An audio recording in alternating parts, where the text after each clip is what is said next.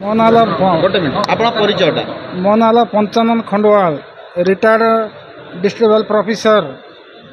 ବର୍ତ୍ତମାନ ମୁଁ ଆଜି ବିଧିବଦ୍ଧ ଭାବେ ମାନ୍ୟବର ମୁଖ୍ୟମନ୍ତ୍ରୀ ଶ୍ରୀଯୁକ୍ତ ନବୀନ ପଟ୍ଟନାୟକଙ୍କର ଲୋକାଭିମୁଖୀ ଶାସନ, ନିର୍ମଳ ଭାବମୂର୍ତ୍ତି, ଏଥିରେ ମୁଁ ଅନୁପ୍ରାଣିତ ହୋଇ ଆଜି ମୁଁ ଏହି ବିଜୁ ଜନତା ଦଳରେ ଜଏନ୍ କରୁଅଛି। ଆପଣ ଯୋଗଦାନ କଲେ ଆ ପଛରେ କାରଣ କ'ଣ? ବିଜୁ ଜନତା ଦଳର ଗୋଟେ କର୍ମୀ ହିସାବରେ ଶକ୍ତିଶାଳୀ କରିବା ପାଇଁ ଯୋଗଦାନ କଲେ ନା ଆପଣ ଜଣେ ଜନପ୍ରତିନିଧି ହିସାବରେ ଯୋଗଦାନ କଲେ? ମୁଁ ଜଣେ ଗ୍ରାସ ରୁଟ୍ ଲେଭେଲର କର୍ମୀ ହିସାବରେ ଲୋକଙ୍କର ସେବା କରିବି ବୋଲି ମୁଁ ଯୋଗଦାନ କଲି। ମୋର କୌଣସି ଏଥିରେ ଅଭିସନ୍ଧି ନାହିଁ।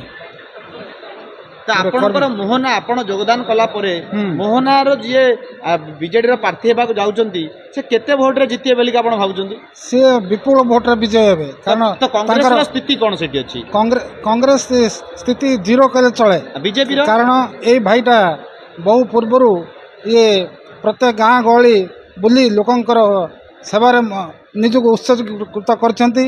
ଆମେ ଆଶା ରଖୁଛୁ ଆମେ ବି ଗୋଟେ ଗୁଣ୍ଡୁଚି ମୂଷା ଭଳିଆ ତାଙ୍କ ପଛରେ ରହି ତାଙ୍କୁ ବିପୁଳ ପରିମାଣରେ କ'ଣ ଅଛି?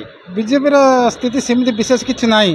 ବିଜେଡି ବିପୁଳ ପରିମାଣରେ ଆମର ଅନ୍ତର୍ଜନ କମାଉ ଜୟଲାଭ କରିବେ, ଏତିକି ମୁଁ ଦୃଢ଼ତାର ସହ କହୁଛି।